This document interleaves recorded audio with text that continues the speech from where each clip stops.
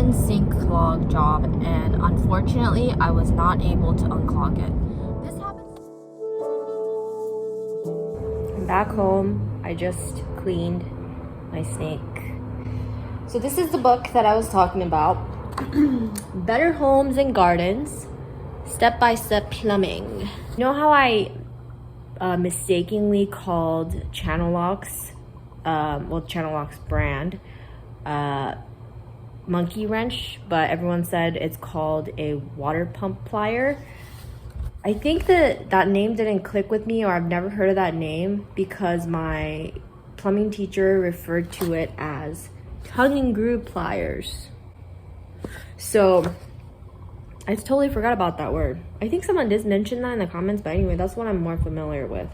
Another thing that I did already learn is about this flaring tool to make the ends of copper piping after you solder it a little bit wider. You flare it so that you can connect two pieces of copper piping together by soldering it. I mean, after you solder it. Wait, no, what am I saying? Yeah. Solder is the silver part. So you heat it up first with the propane torch, the copper pipe, and then while it's still hot, you flare it out with this flaring tool. And then, although it didn't look like that, the one that I used at school was one where you like squeeze the two ends together, which was quite hard, by the way. But another thing that I might have learned but I totally forgot, or maybe it's new to me, is a spud wrench. I need to get that. So the spud wrench is for bigger nuts, like on the basket strainers of kitchen sinks. Maybe a spud wrench would work on the big nut on that one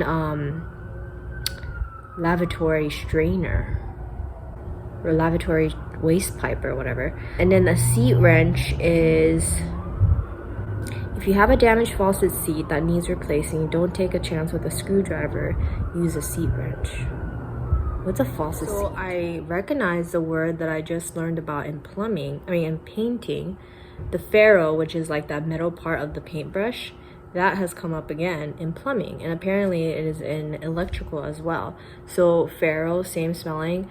It is the compression fitting, usually made out of brass or sometimes plastic, depending on what you're connecting, what two pipes you're connecting.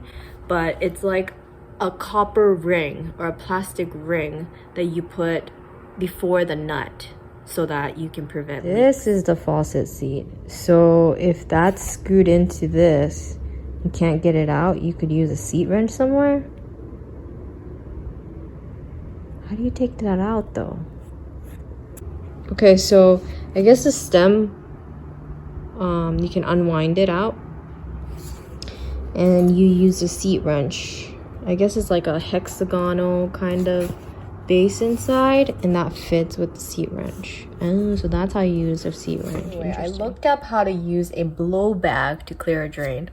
So basically, this rubber balloon you put into the drain. So like, you should remove the trap and actually put it into the drain that's coming out of the wall, and then you add a garden hose to it and turn on water, and it releases the water that is more like centralized, pressurized, and it like pulses out so that it can push out whatever the clog is. I don't know how I would manage to use that if I work for a client that lives in an apartment, because I would doubt that they would have a garden hose. Although I could get some kind of hose connected to the sink, do it that way maybe. Like for a client in a house, I would be able to use this. Or you could run the snake from the vent that's coming out of the roof. That would not be possible for my clients that live in apartments because, you know, if you're just a tenant, you don't have access to the roof. If I read from the Uniform Plumbing Code, then I might do another learn with me. But otherwise, I think I don't have any other plumbing books anyway. So anyway, just letting you know. Thank you so much for watching.